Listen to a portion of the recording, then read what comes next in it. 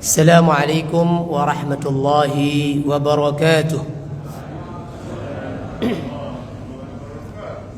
إن الحمد لله نحمده ونستعينه ونستغفره ونعوذ بالله من شرور أنفسنا وسيئات أعمالنا. من يهده الله فلا مضل له ومن يضلل فلا هادي له. أشهد أن لا إله إلا الله وحده لا شريك له وأن محمدا عبده ورسوله.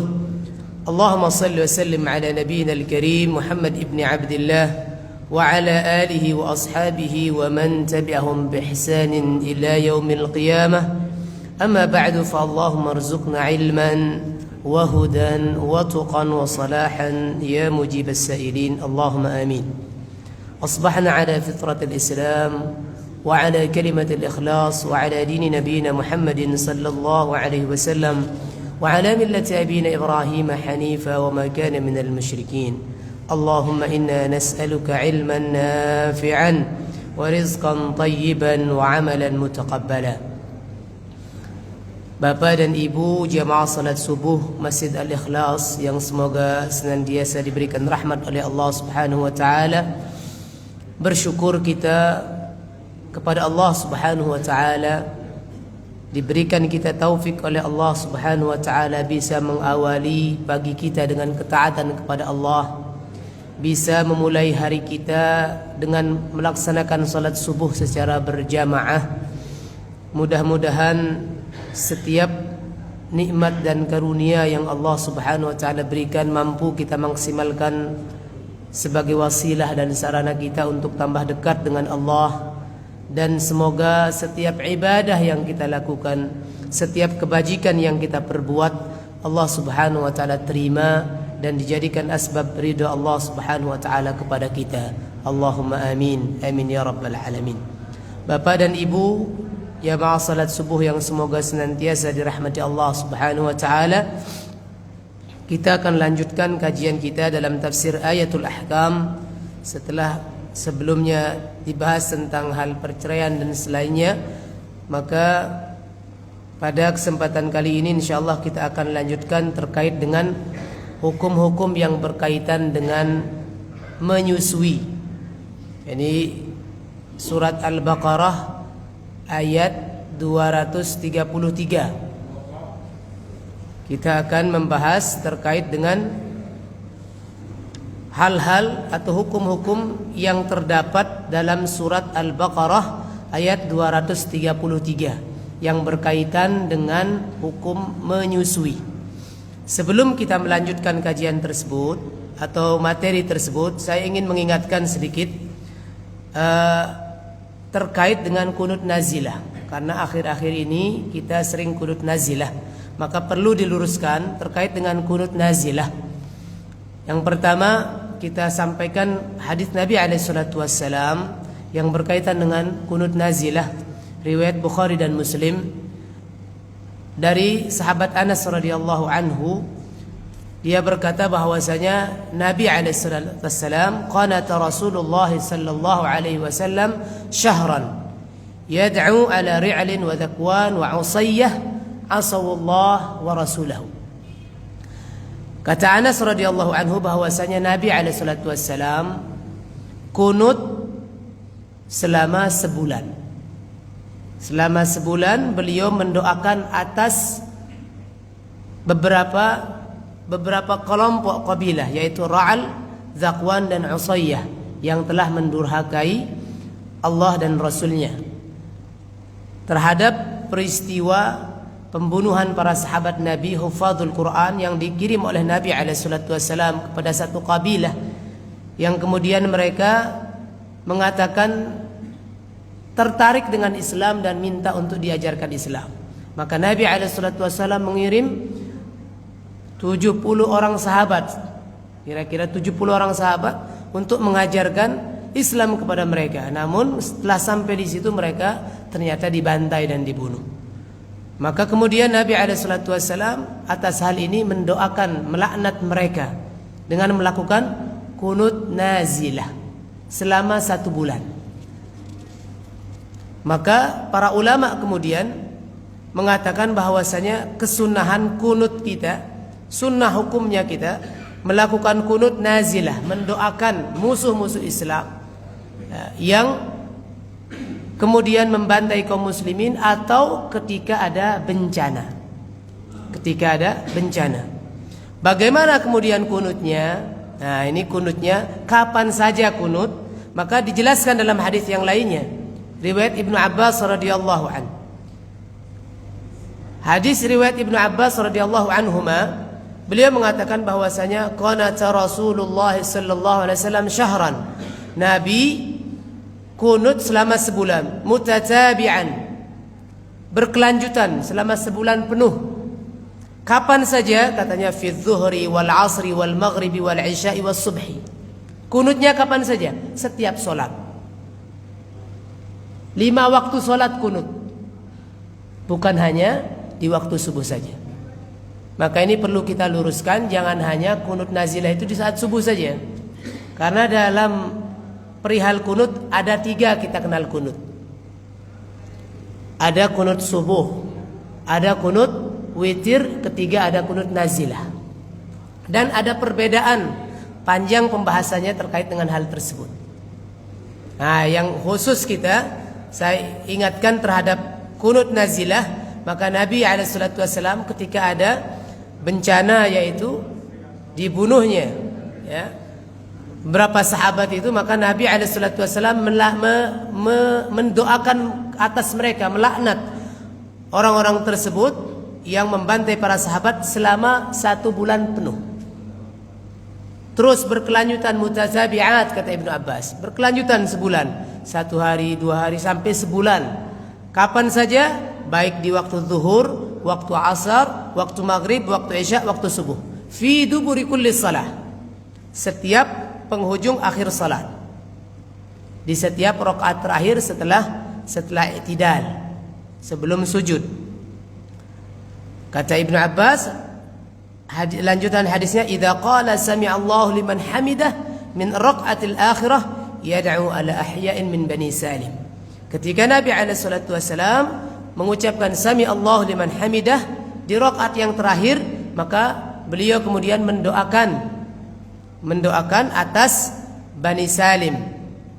Nah, ini beliau mendoakan atas Bani Salim. Beliau berdoa, mengangkat tangan, bahasa hadisnya nanti mengangkat tangan dalam riwayat yang lainnya. Kemudian apa yang dilakukan makmum? Banyak ketika ada orang kunut, imamnya kunut, makmumnya diam saja.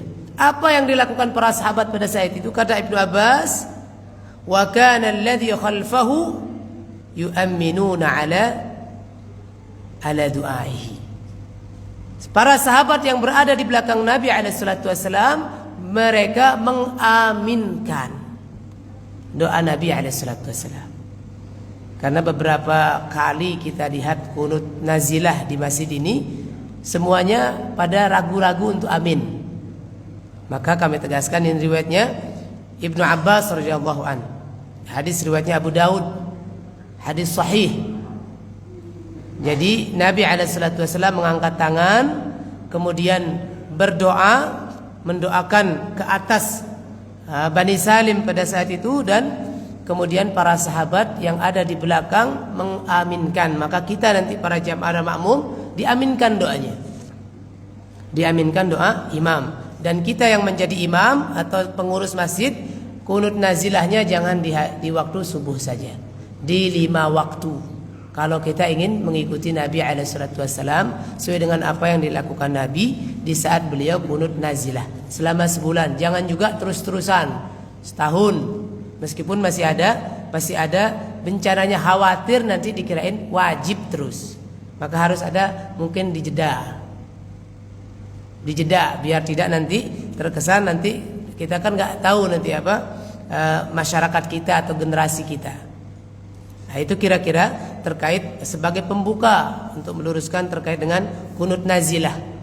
Sekali lagi, kunut nazilah itu dilakukan ketika ada musibah, bencana, ataupun yang musibah terkait dengan penyerangan musuh-musuh Islam terhadap kaum muslimin. Seperti saat ini pembantaian yang dilakukan di Palestina yang tidak ada kesudahannya.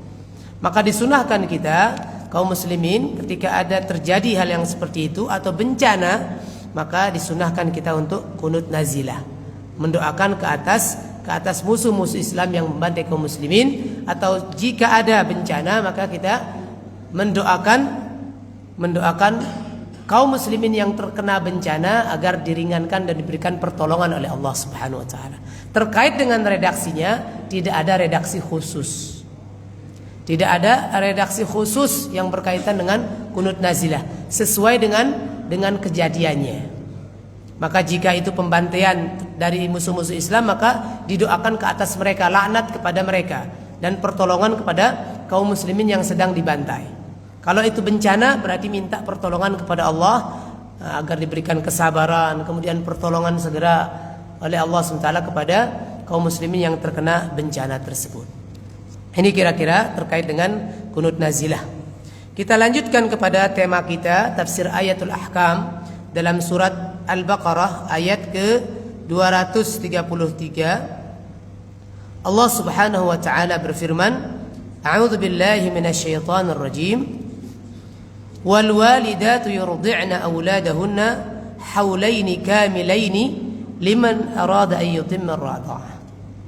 لمن أراد أن يتم الرضاعة وعلى المولود له رزقهن وكسوتهن بالمعروف لا تكلف نفس إلا وسعها لا تضار والدة بولدها ولا مولود له بولده وعلى الوارث مثل ذلك فإن أراد فصالا عن تراض منهما وتشاور فلا جناح عليهما وإن أردتم أن تسترضعوا أولادكم فلا جناح عليكم إذا سلمتم ما آتيتم بالمعروف واتقوا الله واعلموا أن الله بما تعملون بصير.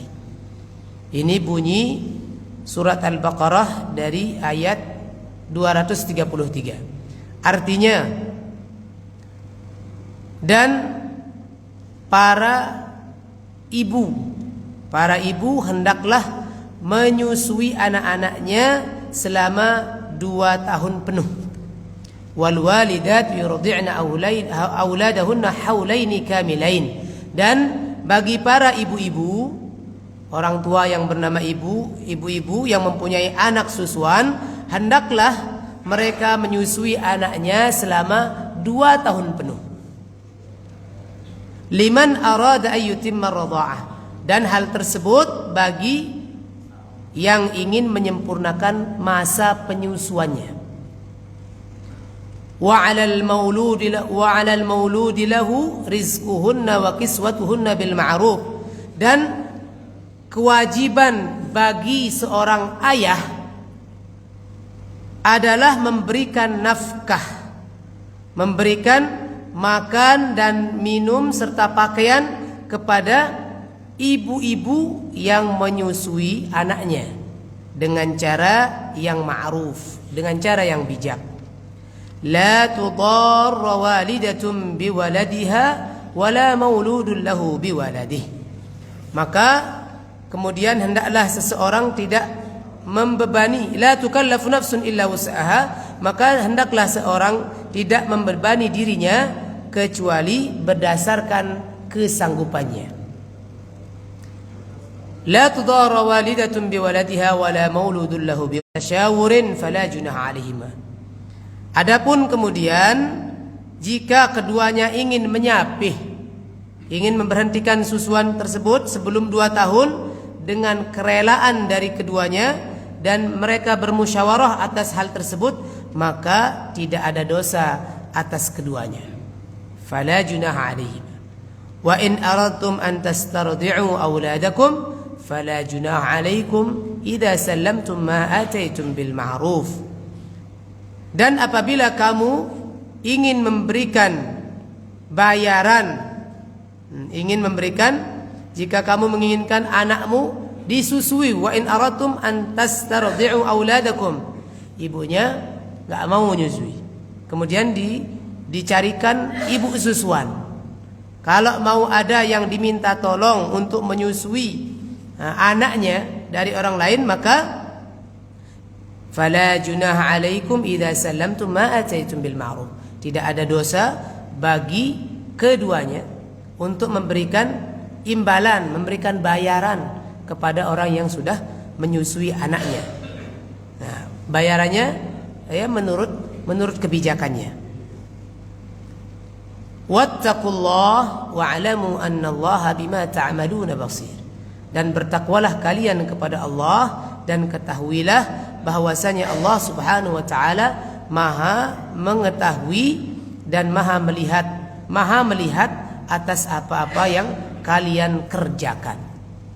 Ini kira-kira terjemahan dari surat Al-Baqarah ayat 233 berkaitan dengan hukum ya menyusui dan hal-hal yang lainnya. Makna ini sebelum kita lanjutkan ke makna secara umum,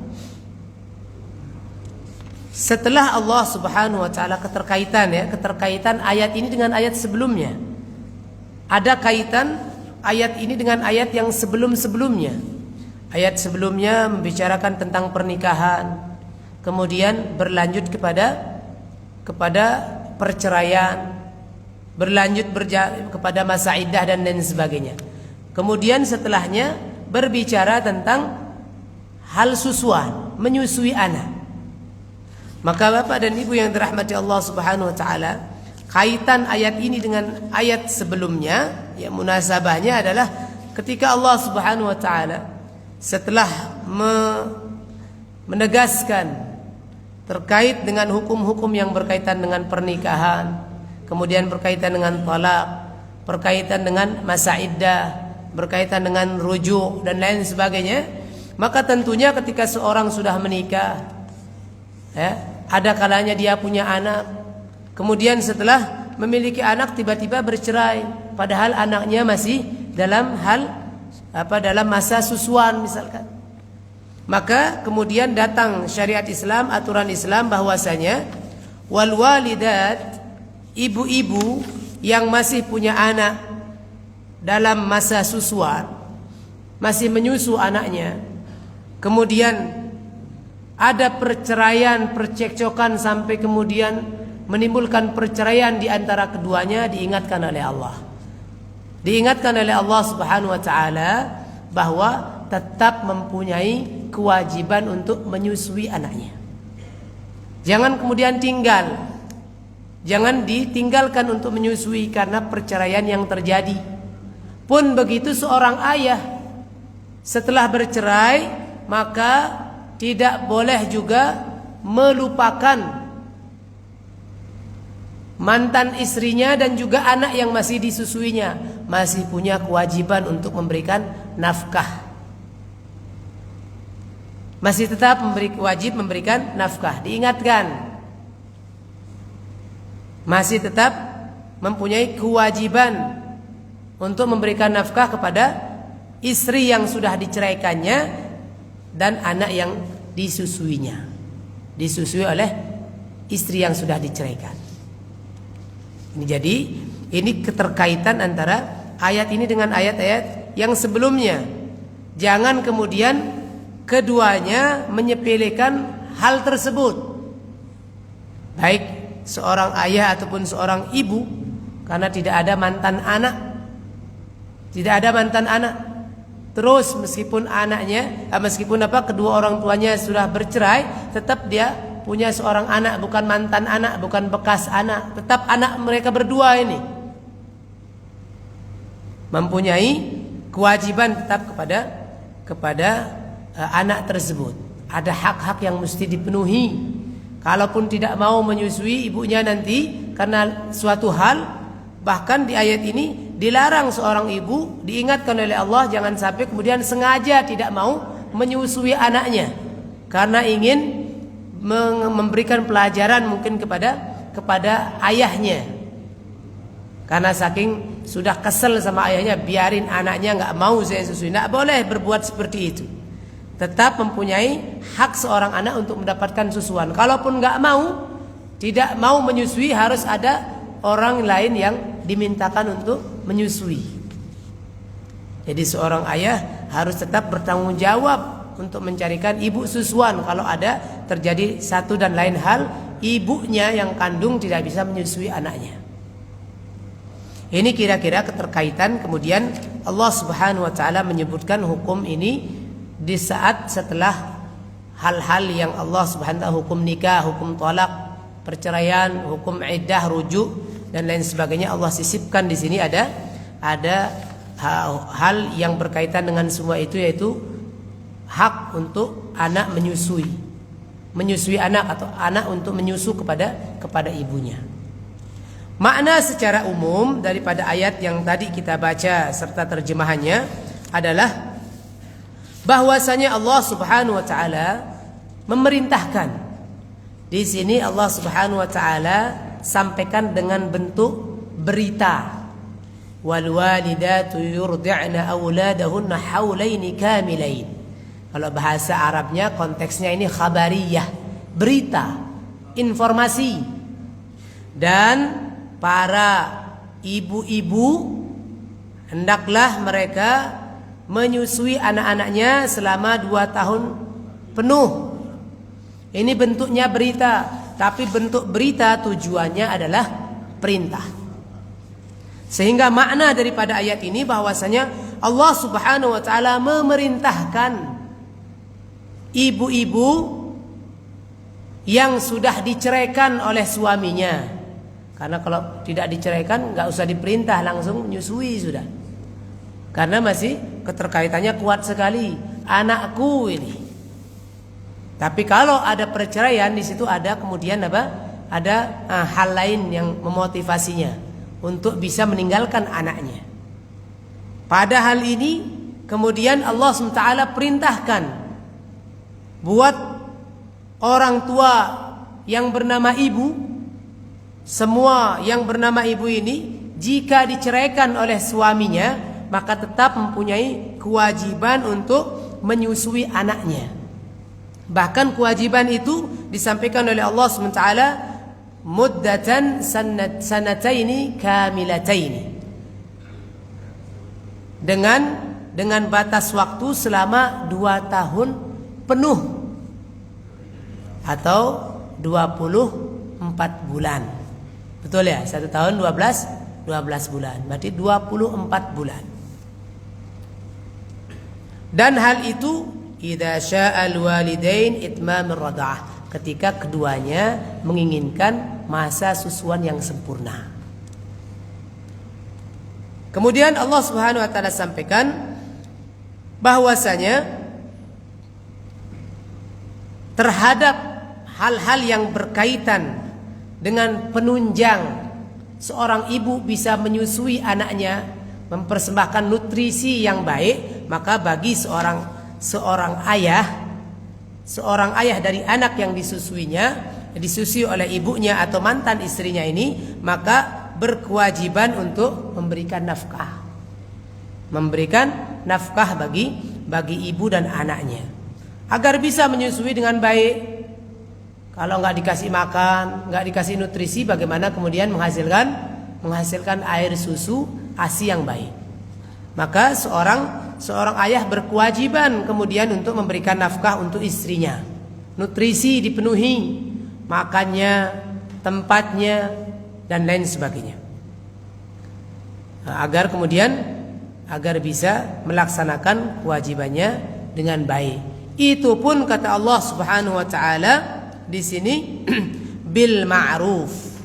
Ya, sesuai dengan kemampuannya.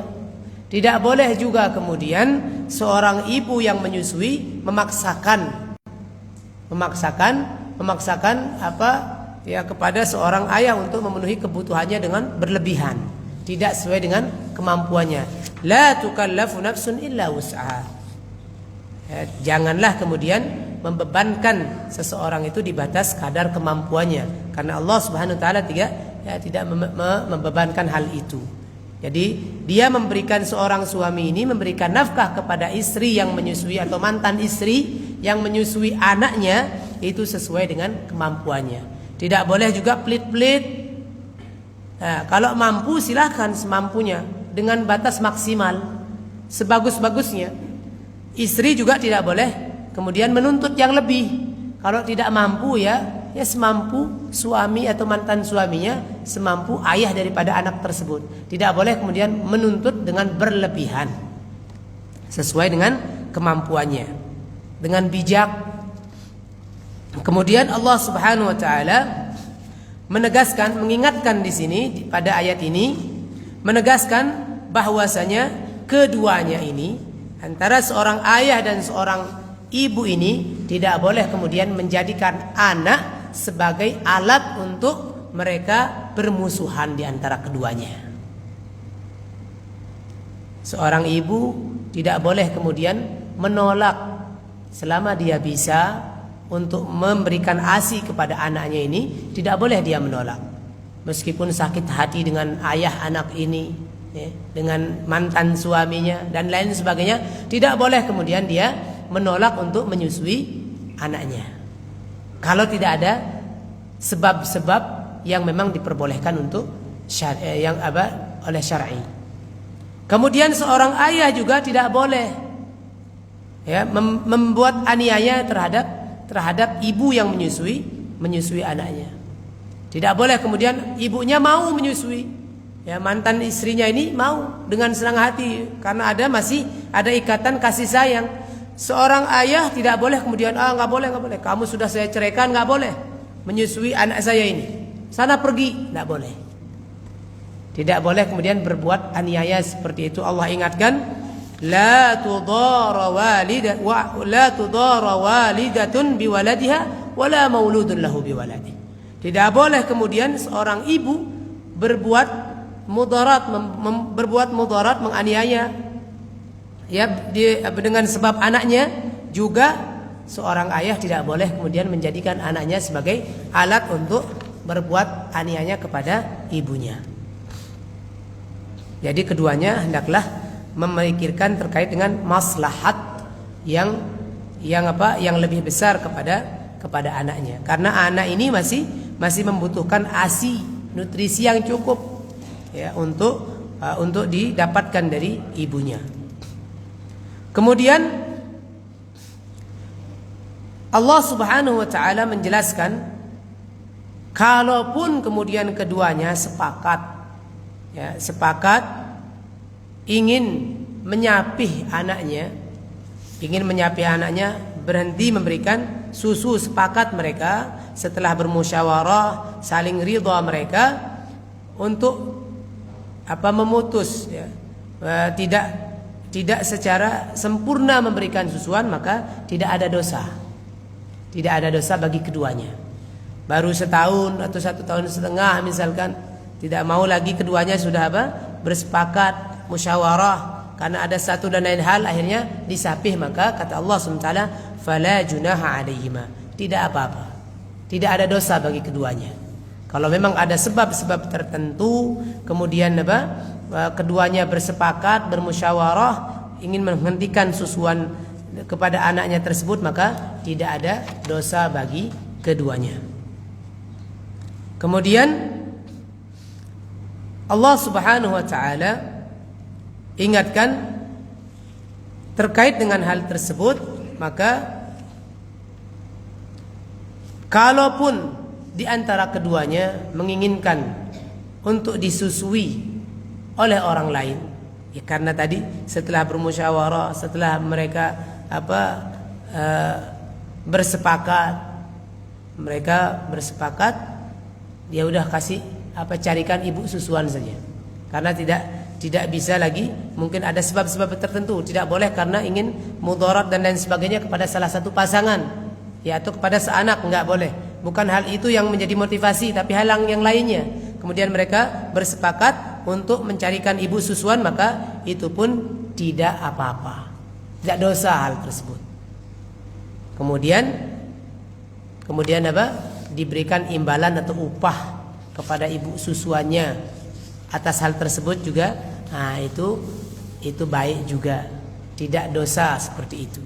Wa in aradtum an tastarji'u auladakum fala junaha 'alaikum idza sallamtum ma ataitum bil ma'ruf. Kalaupun kalian kemudian keduanya ini meminta untuk mencarikan ibu susuan kepada anaknya, maka tidak ada dosa bagi keduanya untuk memberikan imbalan, membayar upah kepada ibu susuan tersebut dengan cara yang bijak.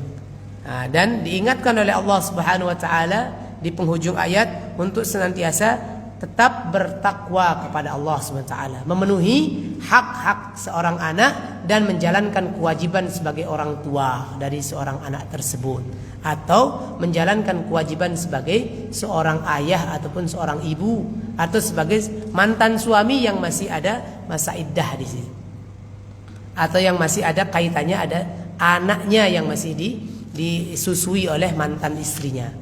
Bertakwa kepada Allah Subhanahu wa taala, jangan kemudian berbuat maksiat kepada Allah dengan tidak mengindahkan atau tidak melakukan hal-hal yang ditentukan oleh Allah Subhanahu wa taala. Ini kira-kira makna secara umum terhadap ayat surat Al-Baqarah ayat ke-233. Ada beberapa faedah yang bisa kita ambil dari ayat ini. Yang pertama, bahwasanya Allah Subhanahu wa taala menegaskan terkait dengan kewajiban menyusui dari seorang ibu kepada anaknya di sini dengan bahasa atau dengan redaksi informasi atau berita. Ini apa? Seperti yang tadi disampaikan, redaksi daripada ayat ini adalah berita. Dalam ilmu bahasa, ini faedah yang pertama. Dalam ilmu bahasa,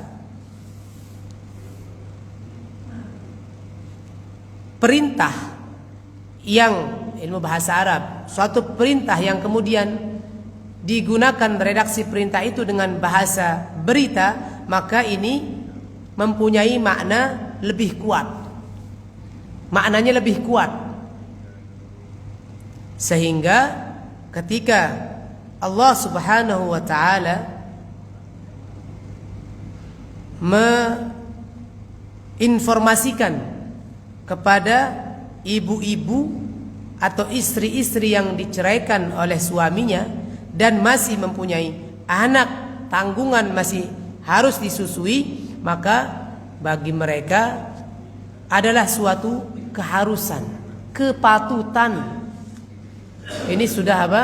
Di samping bentuknya adalah dari apa? Dari agama, tapi juga merupakan kepatutan dari sisi kemanusiaan, dari sisi kasih sayang, hubungan antara seorang anak dengan ibunya. Sehingga kuat redaksi redaksi atau kata perintah yang diungkapkan dengan redaksi berita ini kuat. Lebih kuat dia. Agar apa? Agar ibu-ibu ataupun mantan istri yang sudah diceraikan oleh suaminya tapi masih punya tanggungan untuk menyusui anak yang masih dalam masa susuan, ini mereka masih tetap ibu-ibu tersebut berkewajiban untuk memberikan ASI-nya kepada anak tersebut. Tidak boleh kemudian mengabaikannya. Tidak boleh dia kemudian mengharamkan susunya, ASI-nya kepada anaknya. Padahal di situ ada kedekatan, hubungan kasih sayang di antara keduanya. Ini faedah yang pertama. Faedah yang pertama yaitu ketika redaksi bahasa perintah diungkapkan dengan redaksi berita, maka ini dalam ilmu bahasa merupakan satu tatanan bahasa yang maknanya lebih kuat, ya, lebih kuat. Kemudian yang kedua, faedah yang kedua, Allah Subhanahu wa taala mengungkapkan kata-kata ayah, bahasa ayah di dalam ayat ini, ya, dengan kata-kata wa 'alal mauludi lahu. Pakainya maulud. Dan bagi orang yang menyebabkan anak ini lahir, siapa Pak yang menyebabkan anak ini lahir, Pak? Bapaknya. Tapi tidak langsung dibilang apa? Bagi seorang bapak. Ini keindahan bahasa Al-Quran. Bagi orang yang menyebabkan anaknya lahir, di sini ada faedah. Faedahnya salah satunya adalah bahwasanya anak itu nasabnya ikut ayah.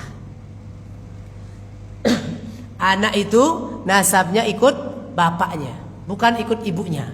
Makanya kalau kita si fulan bin fulan, bukan si fulan bin bin fulanah ya. Bukan kepada ibunya, tapi kepada ayahnya. Ini faedah yang kedua. Jadi nasab itu dinisbatkan kepada ayah, bukan kepada ibu. Dan di situ juga ini masih faedah yang kedua dalam Dalam kata-kata bagi atau atas orang yang menyebabkan anak itu lahir. Yang pertama, ini bahasa ini atau kata kalimat ini mensinyalir terkait dengan nasab itu kepada ayah, satu. Yang kedua, bahwasanya ayah ini punya kewajiban kepada istri dan anaknya tersebut, kepada anaknya ya, untuk memberikan nafkah. Pokoknya yang berkaitan dengan anak, ya berkaitan dengan persusuan anaknya ini, tetap wajib seorang ayah ini untuk memberikan nafkah. Salah satunya adalah nafkah kepada ibunya yang menyusui anaknya. Ini faedah yang kedua. Yang berikutnya faedah daripada ayat ini, Allah Subhanahu wa taala katakan dalam bahasa masa untuk menyusui seorang anak, Allah tegaskan di sini haulaini kamilaini. Bahasa 2 tahun penuh, kamilain, 2 tahun penuh. Faedahnya di sini, faedahnya adalah bahwasanya masa menyusui atau masa seorang anak mendapatkan ASI, air susu ibunya itu, masa sempurnanya adalah 2 tahun persis. 2 tahun persis, yaitu 24 bulan. Karena kadang-kadang begini, Pak. Kadang-kadang kita bilang ya 2 tahun lah, kira-kira 2 tahun lah. Itu bahasanya ambigu itu. Bisa 2 tahun lebih, bisa juga kurang dari 2 tahun. Agar tidak ada syubhat di situ, tidak ada sesuatu yang masih abu-abu di situ. Dalam masa 2 tahun itu Allah Subhanahu wa taala kemudian ikat dengan bahasa sepenuhnya, kamilaini. Sempurna 2 tahunnya, tidak kurang tidak lebih. Itu masa apa? Masa yang ideal menurut ilmu langit. Menurut bahasa wahyu ini, bahasa Al-Quran. Jadi masa yang paling ideal untuk memberikan ASI kepada anak itu adalah masanya berapa? 2 tahun penuh secara sempurna, yaitu 24 bulan, tidak kurang tidak lebih. Ini faedah yang berikutnya.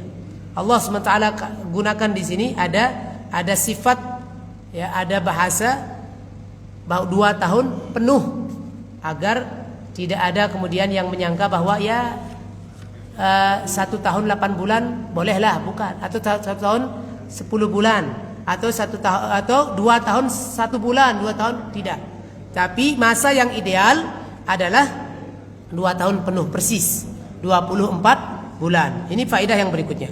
Nanti kita akan bicarakan bagaimana hukumnya. Nanti ada hukumnya menyusui 2 tahun lebih,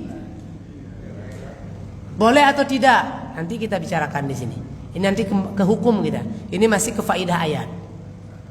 Kemudian berikutnya, faedah yang berikutnya, Allah Subhanahu wa taala katakan di sini, la tudarra walidatun biwaladiha wala mauludun lahu biwaladi. Tidak boleh kemudian seorang ibu berbuat aniaya kepada suaminya dengan menggunakan alatnya adalah anak, dengan tidak mau menyusui tadi. Seorang ayah juga tidak boleh membahayakan, menganiaya, berbuat mudarat kepada mantan istrinya dengan menggunakan alatnya adalah seorang anak. Ini faedahnya di sini adalah bahwasanya keduanya, antara seorang istri dan suami ini yang tadinya punya hubungan, kemudian mereka berpisah, tetap meskipun berpisah karena adanya seorang anak di sini, tidak boleh saling berbuat aniaya satu dengan yang lainnya. Tidak boleh menjadikan anaknya sebagai alat untuk menganiaya salah satu di antara keduanya. Seorang istri tadi, mantan istri, seorang ibu, tidak boleh kemudian dia tidak mau menyusui anaknya karena ada rasa dendam kepada mantan suaminya. Padahal dia mampu. Begitupun seorang suami tidak boleh melarang ibu daripada anak ini yang notabene adalah mantan istrinya untuk menyusui padahal dia juga mau. Tidak boleh keduanya untuk membahayakan satu sama yang lainnya, berbuat mudarat dengan menggunakan anak sebagai alat untuk berbuat mudarat tersebut. Karena ayah dan ibu ini atau istri dan suami ini bukan orang asing bagi anaknya.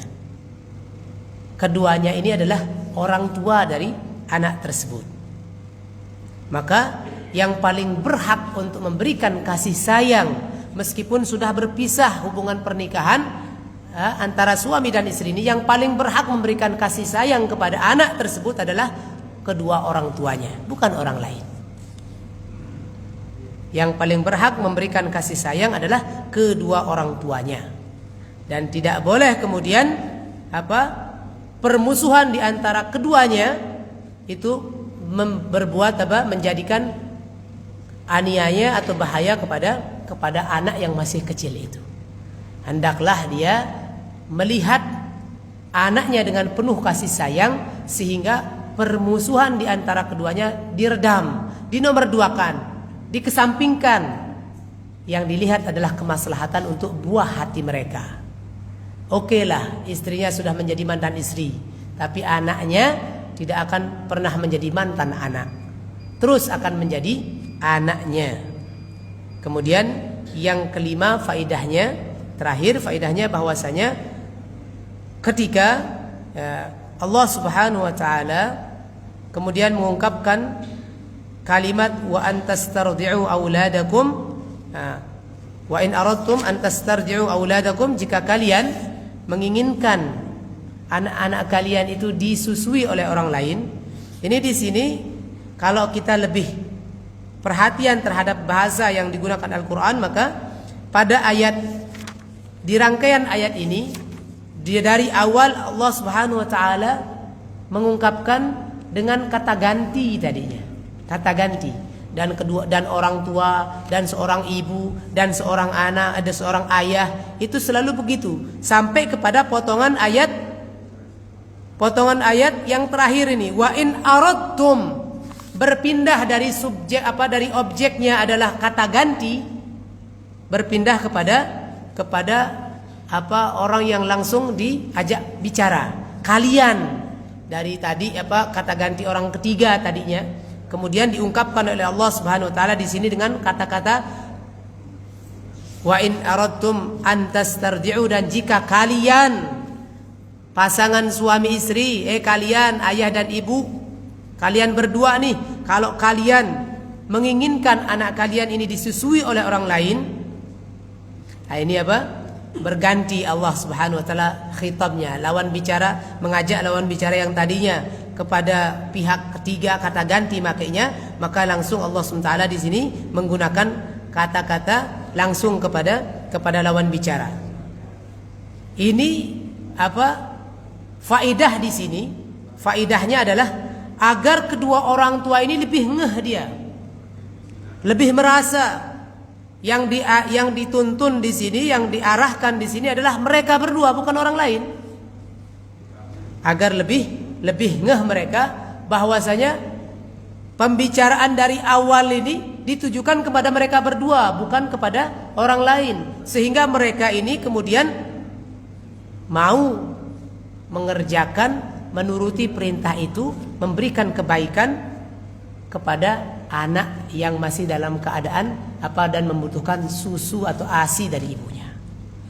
Jadi agar mereka ini ngeh bahwa mereka masih punya kewajiban, anak yang kecil ini masih punya hak untuk diberikan kebaikan, jangan kemudian disepelekan dan dinomorduakan. Maka bahasanya langsung Allah pindah dari kata ganti menjadi bahasa secara langsung lawan bicara. Kalian berdua, agar mereka ngeh, saya punya anak nih. Meskipun mereka lupa tadinya, disibukkan dengan perceraian, dengan permusuhan antara keduanya sampai bercerai, mereka jangan sampai lupa kalian ini punya anak yang masih punya hak dan kalian masih punya kewajiban terhadap anak tersebut.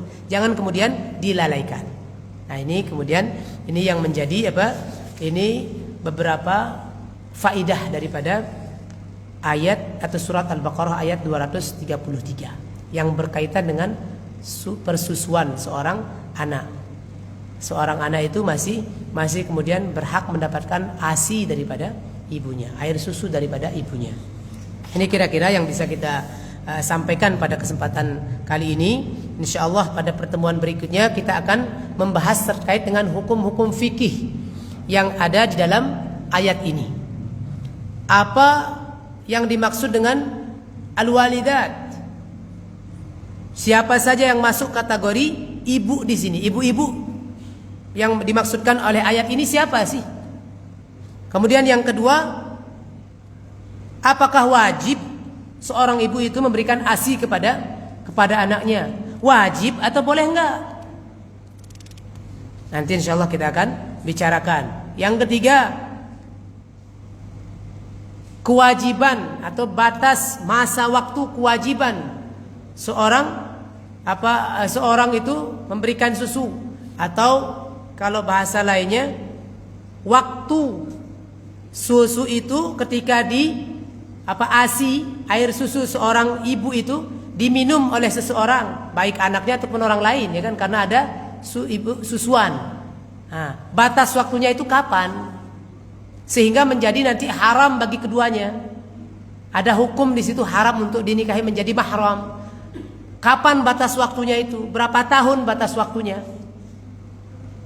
Apakah kalau bapak-bapak, misalkan atau orang gede menyusu kepada orang lain, apakah kemudian orang gede nyusu kepada orang lain, apakah kemudian menjadi ibu susuan, haram bagi dia?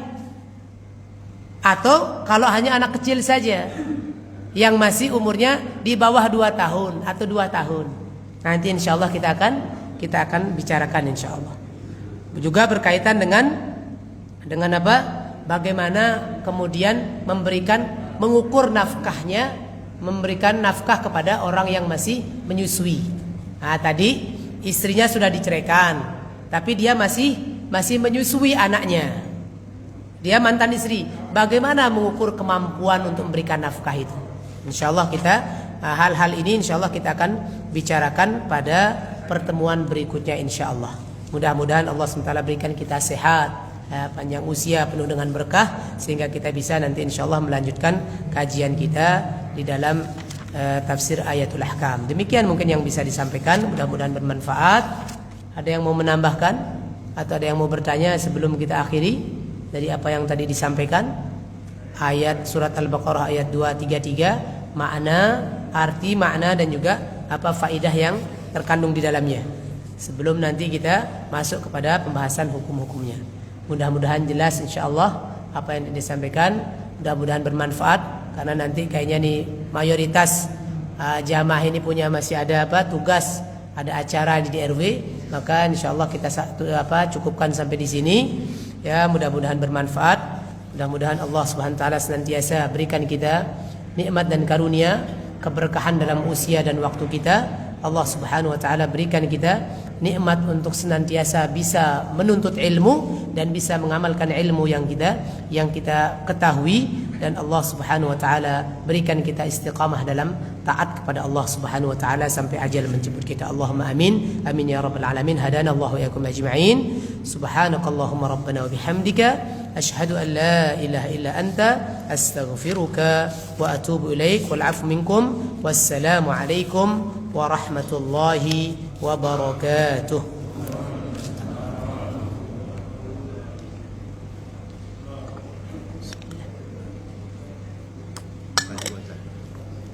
Jazakallah khair.